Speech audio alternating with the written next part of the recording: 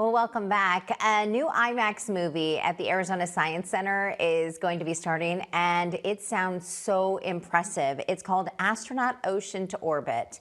And this morning we are chatting with the director, Jonathan Bird. And Jonathan, good morning to you. Thank you so much for your time. I read some of the details on your movie, and it sounds just amazing. Tell us a little bit about the movie, what we can expect. Oh, thanks. It's a great adventure. I'm an underwater filmmaker, and when I found out how much training NASA does underwater, I thought, wow, this is a really interesting subject because I think people are fascinated by how astronauts prepare to go to space. And the underwater analog of space gives you sort of a similarity to microgravity, and the way that they train at Aquarius Reef Base in Florida in isolation prepares them for living far from home and not being able to get back home or to the surface or to the earth.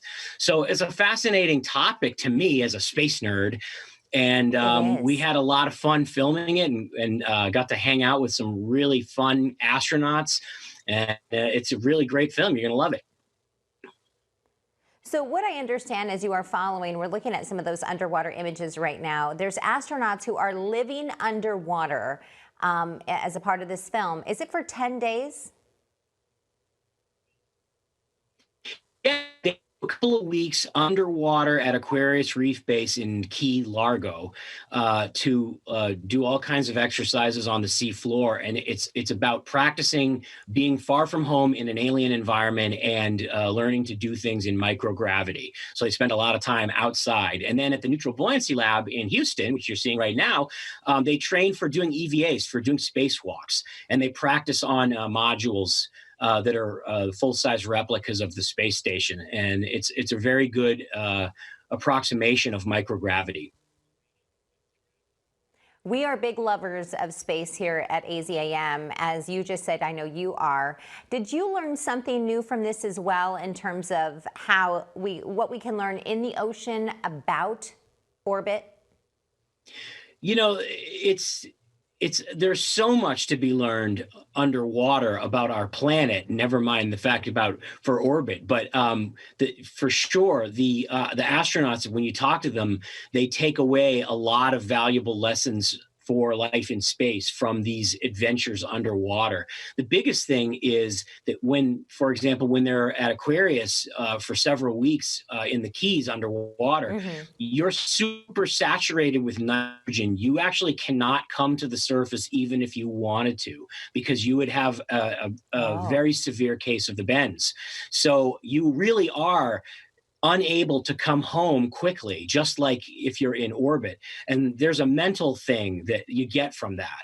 And at the Neutral Buoyancy Lab, I mean, they're functionally in a giant pool.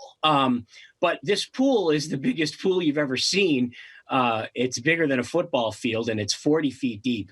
And the exercises that they do in the spacesuits, they're completely weighted to be neutrally buoyant. So they have the effect of being like they're in space, except of course the atmosphere is very thick.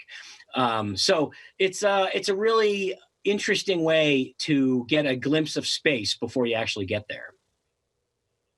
It is so cool. And having an IMAX, Jonathan, just that huge screen just kind of helps you to experience the whole thing, right? Even better.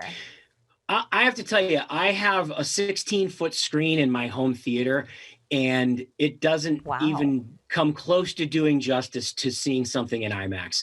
The IMAX experience really is incredible.